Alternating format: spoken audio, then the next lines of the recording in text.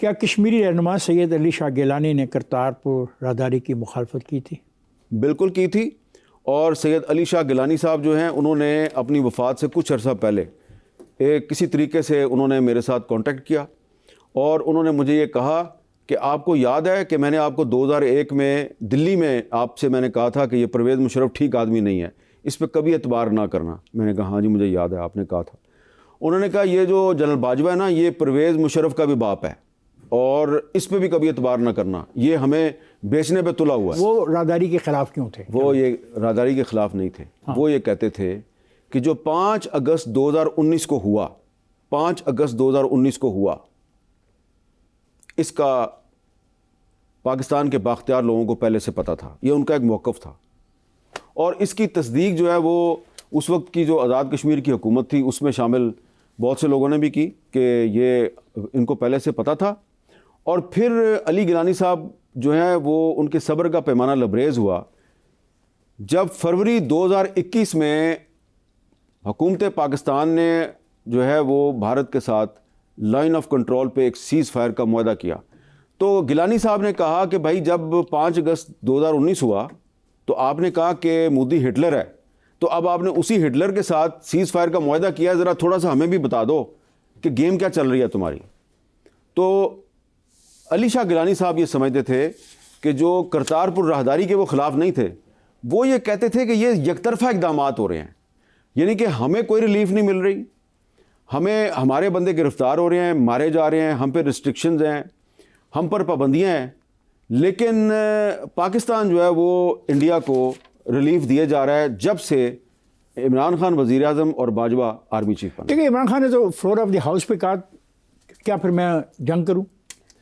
دیکھیں نا، وہ پھر جب ابھی وہ جو تھے ابھی نندن صاحب جو ہیں، وہ جب ان کو پاکستان نے گرفتار کر لیا تو اس کے بعد ان کو چھوڑ بھی دیا گیا، تو اس کے بعد تو چاہیے تھا نا انڈیا کو کہ وہ اپنی کوئی لب و لہجے میں تبدیلی پیدا کرتا، لیکن کوئی تبدیلی پیدا نہیں ہوئی۔ لیکن آپ کے پرائم منسٹر نے فلور آف دا ہاؤس پہ کہا کہ آپ جب سے جو انتہا پسند ہیں وہ جنگ کروانا چاہتے تھے، وہ کہتے کیا میں جنگ کروں؟ ہم جنگ نہیں کروانا چاہتے تھے، لیکن ہم یہ کہتے تھے کہ آپ نے جو انڈیا کے ساتھ بیک ڈور ڈپلومیسی شروع کی، ٹھیک ہے، اس کے نتیجے میں انڈیا نے کیا کیا، 5 اگست 2019 کر دیا۔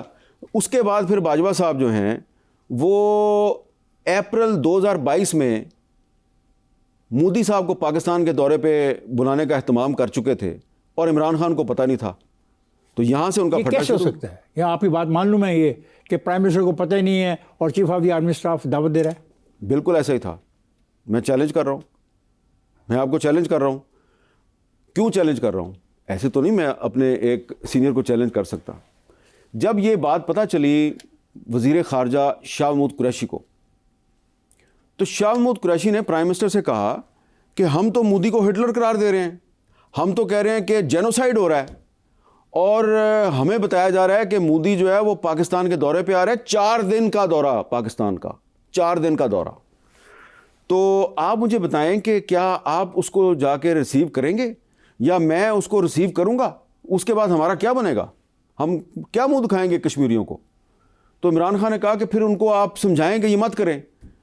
تو شاہ محمود قریشی صاحب نے جنرل باجوہ کو اور جنرل فیض کو کہا کہ جی آپ فورن آفس آئیں اور آ کے وہاں پہ ہمیں بتائیں کہ آپ یہ کیا کر رہے ہیں۔ یہ پیچھے سے جو ہے نا بیک ڈور چینل چلا ہوا تھا جنرل فیض کا اور اجیت ڈوول کا۔ اجیت کے ساتھ؟ جی، اجیت ڈوول کا۔ تو اس میں پھر یہ فورن آفس گئے، فورن آفس میں فورن منسٹر نے، فورن سیکرٹری نے، اور جو پورا فورن آفس کا جو عملہ ہے، انہوں نے آرمی چیف کو اور D G I S I سے کہا جی پہلے آپ بتائیں کہ آپ کیا چاہتے ہیں۔ انہوں نے اپنا پوائنٹ آف ویو دیا کہ ہم نے انڈیا کو بڑی دیر سے انگیج کیا ہوا ہے، اور ہم یہ چاہتے ہیں، یہ چاہتے ہیں، پیسفل نیگوسیشنز، یہ وہ جو بھی ہے۔ انہوں نے کہا جی کہ ہمیں جو کانفیڈنس 5 اگست 2019 کے بعد ہم انڈیا پہ کیسے ٹرسٹ کریں، اور آپ ہمیں یہ بتائیں کہ مودی صاحب اگر پاکستان آتے ہیں اور ہم ان کو ریسیو کرتے ہیں تو ہم نے پھر پاکستانی قوم کو اور کشمیریوں کو تو کچھ بتانا ہے نا کہ ہم نے آپ کے لیے یہ ریلیف لیا ان سے، وہ کیا ہے یہ بتائیں ہمیں۔ ان کے پاس کوئی جواب نہیں تھا، اور عمران خان اور ان کے وزیر خارجہ نے انکار کر دیا مودی کو ریسیو کرنے سے۔ حامد، آپ یہ جو بات کر رہے ہو لگ رہا ہے کہ ایک نیا کارگل ہونے والا تھا۔ مجھے نہیں پتا نیا کارگل ہونے والا تھا. مجھے یہ پتا ہے کہ عمران خان پر آپ دیکھ لیں نا, یہ کتاب آپ کے سامنے پڑی ہوئی ہے. میں نے جب وہ وزیر اعظم تھا کتنی تنقید کی ہے, لیکن دو معاملات پہ میں کہتا ہوں کہ عمران خان نے ریزسٹ کیا. ایک اسرائیل کا معاملہ تھا اور دوسرا یہ مودی کا جو دورہ پاکستان ہے, یہ معاملہ ہے. آپ نے اپنی کتاب میں لکھا, سامنے بٹھا کر کہا گیا خان صاحب کے فیض سے پاکستان میں سب بدلنے والا ہے. پارلیمانی نظام بدل جائے گا, صدارتی نظام آ جائے گا اور 10 سالہ حکومت کرنے کا منصوبہ بھی ہے. یہ کس کے حوالے سے بات آپ نے لکھی اس کتاب میں؟ اور یہ جنگ میں آپ کا کالم بھی 28 نومبر 2022 کا. ہاں 28 نومبر یس 2022. اور اس کتاب میں اور 29 نومبر کو کیا ہوا تھا؟ 29 نومبر کو آرمی چیف چینج ہو گیا تھا. وہ ٹھیک ہے, لیکن اس کا بتائیں ہاں, میں بتا رہا کس نے ہوں کس کو کہا؟ یہ جنرل فیض صاحب جو ہیں وہ بہت سے صحافیوں کو کہتے تھے. آپ نے لکھا ہے پھر ایک دن میرے 14 طبق روشن کر دیے گئے, مجھے سامنے بٹھا کے کہا گیا. اب مجھے نہیں سمجھ آتی آپ کو سامنے بٹھا کے کہا گیا یا کس کو سامنے بٹھا کے کہا گیا. آگے پورا پڑھتے ہیں کہ خان صاحب کے فیض سے پاکستان میں سب کچھ بدلنے والا ہے. اپریل 2022 سے پہلے نیا آرمی چیف آئے گا, پھر قبل از وقت انتخابات ہوں گے, خان صاحب کو 2/3 اکثریت ملے گی, پھر پارلیمنٹ سے آئینی ترامیم کے ذریعے پارلیمانی نظام کو صدارتی نظام میں تبدیل کر دیا جائے گا. یہ کم از کم 10 سال تک حکومت کرنے کا منصوبہ تھا. جب یہ کالم کا ٹائٹل ہے, آپ نے بڑا مزیدار ٹائٹل رکھا ہے, خان صاحب کا فیض. ہاں, خان صاحب کا فیض. جب یہ کالم چھپ گیا, پہلے تو بتائیں یہ کس نے کہا آپ کو؟ یہ میرے کس کے سامنے آپ بیٹھے ہوئے تھے جب یہ جو باتیں آپ بھائی جو مجھے کہہ رہے تھے کہ آپ پر پابندی ختم نہیں ہوگی جب تک کہ آپ ہماری بات نہیں مانیں گے, ٹھیک ہے نا. اور یہ پابندی ختم کرتے وقت آپ سے یہ ڈالا ہوا, یہ میرے سے نیگوسیشنز ہو رہی تھی کہ میرے پہ 9 مہینے پابندی رہی نا. ٹھیک ہے, نہیں یہ ڈائلاگ جو آپ نے کوٹ کیا ہے خان صاحب کا فیض, یہ کس نے آپ سے یہ ڈائلاگ فیض کا ایک نمائندہ تھا, ٹھیک ہے نا. آج کل وہ ذرا ہاٹ واٹرز میں ہے, ٹھیک ہے نا.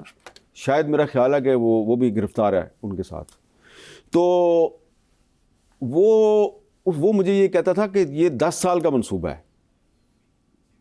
جس دن یہ کالم چھپا تو مجھے پھر ایک بہت بڑے پولیٹیشین نے فون کیا. اس نے کہا یہ 10 سال کا نہیں بھائی, یہ 30 سال کا منصوبہ. وہ پولیٹیشین کون ہے؟ وہ پولیٹیشین اب اس وقت تو حکومت میں نہیں ہے, لیکن اس نے بھی ان کے ساتھ تعاون کرنے سے انکار کیا تھا. تو قصہ مختصر یہ ہے کہ جنرل باجوہ اور جنرل فیض یہ عمران خان کو استعمال کر رہے تھے پاکستان میں پارلیمانی نظام حکومت کے خاتمے کے لیے. اور انہوں نے اس کو قبل از وقت الیکشن کے ذریعے میجورٹی دلوانی تھی. اس میں ایک چیز جو ہے وہ میں نے نہیں لکھی شاید اس میں, کہ پیپلز پارٹی کو بھی انہوں نے فورس کیا کہ تم عمران خان کا ساتھ دو. اور پیپلز پارٹی کے ساتھ جب ڈیٹیلز شیئر ہوئیں تو پیپلز پارٹی جو ہے وہ بھاگ گئی, کیونکہ پیپلز پارٹی کہتی ہے کہ 18ویں ترمیم ہماری بہت بڑی کامیابی ہے, ہمارا کارنامہ ہے.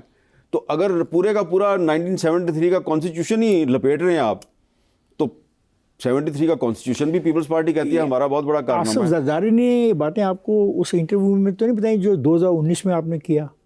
نہیں, میں نے آصف زرداری صاحب اس طرح کی باتیں جو ہیں وہ انٹرویو میں نہیں بتایا کرتے, ٹھیک ہے نا.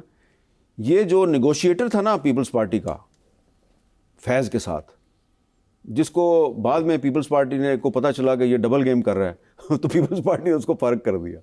تو یہ نیگوشیٹر جو تھا نا, یہ اس کے ذریعے بہت سی باتیں سامنے آئی تھیں اور بعد میں پھر وہ کنفرم ہو گئی. حامد, آپ کا یہ کالم